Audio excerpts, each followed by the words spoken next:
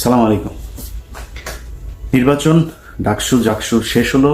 এখন আপনাদেরকে কিছু কথা বলা জরুরি। আসন্ন সংসদ নির্বাচন আছে। সেই নির্বাচনে বিএনপির অবস্থা কি হবে, তাদের অবস্থান কি হবে, তাদের দলীয় যে পলিসি সেটা কেমন হবে, সে বিষয়গুলো নিয়ে একটু আলোচনা করা দরকার। আমরা গেল 5 তারিখ থেকে 5ই আগস্টের পর থেকে যদি নাকি বিএনপির সভা সমাবেশ, বক্তব্য, স্লোগান এগুলো শুনি, তাহলে মনে হবে যেন একটা আওয়ামী লীগের স্লোগান শুনছি, একজন আওয়ামী লীগের মানুষের বক্তব্য শুনছি। মাওলানা ভাসানী বলেছিলেন যে দাদারা যখন তোমাদের প্রশংসা করবে তখন তুমি বুঝবা যে তোমার দেশের বিরুদ্ধে গিয়েছ। আপনাদেরকে আওয়ামী লীগ এই হেরে যাওয়ার পরে আওয়ামী লীগ যে পরিমাণে অনুশোচনা, যে করুণা দেখাচ্ছে আপনাদের প্রতি, এটাতে বোঝা যাচ্ছে যে আপনারা এই দেশের বিরুদ্ধে অবস্থান নিয়েছেন। আমরা এই ডাকসু নির্বাচনে সরাসরি কোনো দলের পক্ষে যেতে চাইনি। ডাকসু নির্বাচনের আগে আপনাদের যে ক্যাম্পেইন, এই গেল 1 মাস ব্যাপী, এই ক্যাম্পেইনে আপনারা একটা জিনিস পরিষ্কার করেছেন যে এই দেশকে আপনারা আবার সেই আওয়ামী লীগের মতো বিভাজনের রাজনীতির দিকে ঠেলে দিতে চান। আমার তো ভাই বিএনপি নাই, জামাত নাই, আমি তো কোনো দল করি না। আমার দল একটা, আমি আগে বলেছি আমি এন্টি ইন্ডিয়ান। আপনি সেই ইন্ডিয়ানকে যখন, ইন্ডিয়ান ন্যারেটিভকে যখন আপনি প্রতিষ্ঠিত করতে যাবেন, আপনি যেই হন, আমার বাপ হইলেও আমার যায়ও না আসেও না, আমি তার বিরুদ্ধে অবস্থান নেব। যা মন চায় করতে পারেন, মায়েরা ফেলতে পারেন, যা মনে চায় করেন, কোনো সমস্যা নেই। এই যে নির্বাচনে দেখেছেন না, সাদিকের পক্ষে অবস্থান নিয়েছে শেষ পর্যন্ত। বলি, নির্বাচনটা শেষ হওয়ার পরে আজকে 4-5 দিন হইল, সাদিক কায়েম এখন পর্যন্ত 1 মিনিট সময় পায়নি আমার একটা কল দিতে। এখন আমার এই ভিডিওটা দেখার পরে হয়তো শিবিরের, জামাতের অনেকে তাকে হয়তো বলতে পারেন যে তুমি ইলিয়াসকে একটা কল দিতে পারতা। আমার সাদিক কায়েম যেই জায়গায় আছে, যেইটা করছে, আমি এটা পছন্দ করি। সাদিক কায়েমের জন্য আরো দোয়া থাকলো, সাদিক কায়েম আরো অনেক উপরে উঠা যাক।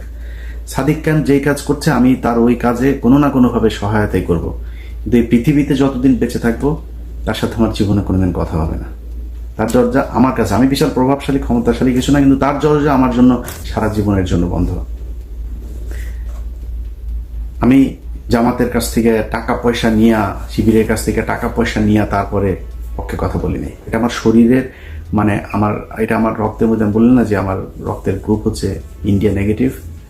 আমার শরীরে আগুন জ্বলতে থাকে এই যে মুক্তিযুদ্ধে পালছাল নিয়ে যখন কিনা কথাবার্তা বলে।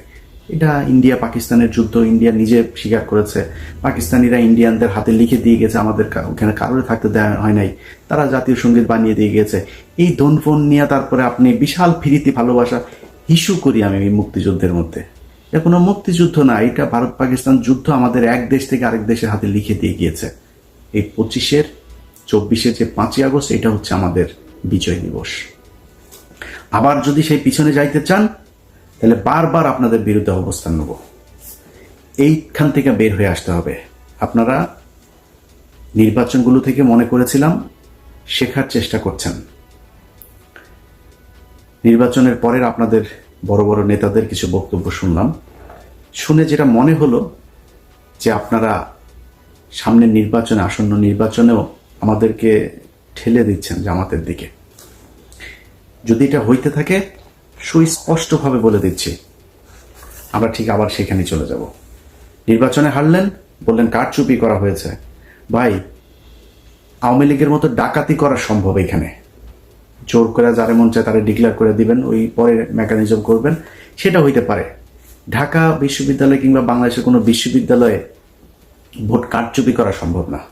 ডাকাতি করে নিয়ে নিতে পারেন, রেজাল্ট নিয়ে নিতে পারেন, ভোট মানুষ দিবে, যারটা সেই দিবে, এটা ঠেকানো সম্ভব না। ইভেন আওয়ামী লীগের সময় এটা সম্ভব হয়নি, সবাই ভোট দিয়েছে, পরে যায় তাদের মতো করে একটা রেজাল্ট তারা বলে দিয়েছে। এখন কারচুপি করে তারপর আর কথা বলে আপনারা সরে গেলেন। যদি কারচুপি হইতো, তাইলে ছাত্র শিবিরের চাইতে ছাত্র দলের পেশি শক্তি, পুলিশের শক্তি, এগুলি বেশি না? ওই ব্রাহ্মণবাড়িয়া থানার ওসি, তিনি পোস্ট করেছেন ছাত্র দলের পক্ষে ফেসবুকে, একটা ফেসবুক পোস্টে দেখলাম। আপনাদের লোকজন তো বেশি, জামাতের লোকজন তো কম, আপনাদের সাথে পারতো না।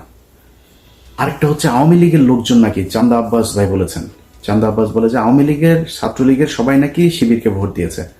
চান্দা আব্বাস ভাই, ছাত্রলীগের লোকজন যদি শিবিরে ভোট দিত তাহলে জগন্নাথ হলের মধ্যে 1200-র উপরে ভোট আবিদ আর মাত্র 10টা ভোট সাদিক পেত না। এটা প্রমাণ করে যে এই দাদারা এখনো পর্যন্ত সেই আওয়ামী লীগের দিকেই তাকিয়ে আছে, এবং আওয়ামী লীগ আপনাদেরকে পছন্দ করেছে বলেই তাদের ছাত্র সংগঠন আপনাদেরকে ভোট দিয়েছে। দাদারা এবং ছাত্রলীগের সবার ভোট আপনারা পেয়েছেন। এই যা ভোট আপনারা পেয়েছেন এটা মাত্র ছাত্রদলের সক্রিয় কিছু লোকজন আছে, আর দাদারা আর আওয়ামী লীগ এই ভোটগুলি আপনাদের ভিপি আর জিএস প্রার্থীরা পেয়েছেন। কেন এরকম হইল সেটার জন্য আপনারা এই দুইটা কারণ খুঁজে পেয়েছেন। আসল কারণ সেটা না। 5 তারিখের আগে ছাত্রলীগ এই বিশ্ববিদ্যালয়গুলোতে এমন কিছু নাই যেটা করে নাই, সেই একই কাজ আপনারাও করেন নাই। আপনাদের সব ছাত্র সংগঠন সেই একই কাজ করেছে যেটা ছাত্রলীগ করত। এই জন্য তো এতগুলো মানুষ মারা যায় নাই। এই দেশের ছাত্র সমাজ, সাধারণ মানুষ আগের রাজনীতি সহ্য করবে না। ছাত্র শিবির কি করেছে? তারা যখন দেখেছে যে তাদের এখানে থাকা সম্ভব না, তারা গুপ্ত রাজনীতির কৌশল বেছে নিয়েছে। তারা সেই হলে থেকেছে, ছাত্রলীগের পাশে থেকে থেকে তারা সেখানকার রাস্তাঘাট, অলি গলি, রাজনীতির ধরন, ছাত্রদের মনোভাব সবকিছু তারা বুঝেছে। বুঝে তারপরে 5 তারিখের পর তারা ছাত্রদের জন্য বাস, ছাত্রদের জন্য পানির ট্যাপ, ছাত্রদের আবাসনের সুযোগ সুবিধা, ব্যক্তিগত সমস্যা, পারিবারিক সমস্যা কার কি আছে এই সমস্যা সমাধানের চেষ্টা করেছে। বিভিন্ন জায়গায় গুরুত্বপূর্ণ পদে তাদের লোকজনকে বসানোর চেষ্টা করেছে। আপনাদের ছাত্র সংগঠন কি করেছে জানেন? টিএসসির চায়ের দোকান, শাহবাগের ফুলের দোকান, ওইদিকে নিউ মার্কেটের ফুটপাতের দোকানপাট, এগুলো থেকে চান্দা নেওয়ায় ব্যস্ত ছিল। কে কত খাবে সেটা থেকে।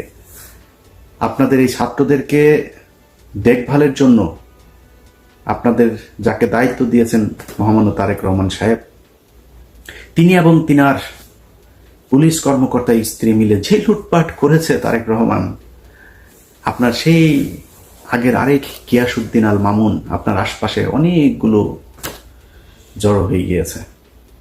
তার রেজাল্ট আপনারা এই ডাকসুতে পেয়েছেন। এখন যদি আপনারা মনে করেন যে না আমরা তো এই ইয়ে করেছে, কি বলে, কারচুপি আর ইয়ের কারণে আপনারা হেরে গিয়েছেন, এটা যদি মনে করে তারপরে ওইভাবেই যদি সামনের নির্বাচনে যেতে চান তাহলে ভুল করবেন। আপনাদের যে বয়ান এখন আপনারা শুরু করেছেন আওয়ামী লীগের মতো মুক্তিযুদ্ধ কেন্দ্রিক দুই দিকে বিভক্ত করে তারপরে আপনারা ক্ষমতায় চলে আসবেন, ওই ট্যাবলেট বাংলাদেশের মানুষ আর খাবে না। ভারতের বিরোধিতা করে জিতা যায় না, এটা এতদিন ধরে এই যে এক ন্যারেটিভ আপনারা বলতেন না, এই ন্যারেটিভ বাংলাদেশে আর চলবে না। এটা প্রমাণ হয়ে গিয়েছে ডাকসুতে। সরাসরি ভারতের বিরুদ্ধে অবস্থান নিয়ে আমরা বলেই দিয়েছি। পাকিস্তানের প্রার্থী বলেছে আমি সাদিক কায়েমকে, খুব খারাপ লাগে, খুব কষ্ট লাগে। পাকিস্তানি স্বীকার করলে অনেকে এটা নিয়ে আবার ওনাদের গ্রুপে ওনাদের ভেতরে আবার খুব ই করে কত সাহস, কত কিছু বললো। আমাদের মা বোনেদের 2 লক্ষ মা বোনকে তোর মারে পাকিস্তানিরা লাগিয়েছে রে, তোর মারে ইয়ে টেস্ট আন, তোর কোন কোন মাকে বোনকে কার কার আওয়ামী লীগের কার মা বোনরে ধরে নিয়ে তারপরে ই করছে নিয়ে আয়। বাট তারপরে তর্কের খাতিরে ই করি বাচ্চার জন্য। এখন আমি যদি বলি যে পাকিস্তানের মিলিটারিরা আমাদের মা বোনদেরকে ধর্ষণ করেছে, ধর্ষণ এই কথা যদি বলি তাহলে তো বাংলাদেশের সব জারো যায়। আমি তো এটা বলবো না, আমি এটা বিশ্বাসও করি না, আমি এটা জানিও না। তারপরেও কি বলি? জিতার জন্য বলি। আমার বাবা, আমার দাদা, আমার পূর্বপুরুষ সবাই রাজাকার ছিল। আমার বাবা, দাদা, চাচারা মিলে তোদের মা বোনদেরকে পাকিস্তানের ক্যাম্পে দিয়ে এসেছে, তোদের মা বোনদেরকে জিনিস প্রোটেকশন ছাড়া তারপর লাগিয়েছে, তোরা পয়দা হওয়া। এটা তো লস আছে, বলেন লস আছে? আমার বাপ রাজাকার থাকলে আমার ঘরে তো পাকিস্তানি আসে নাই। আমার বাপ তো আমার মারে নিয়ে দিয়ে আসবে না, তোর মারে নিয়ে দিয়ে আসে, তোদের মাদেরকে নিয়ে দিয়ে এসছে।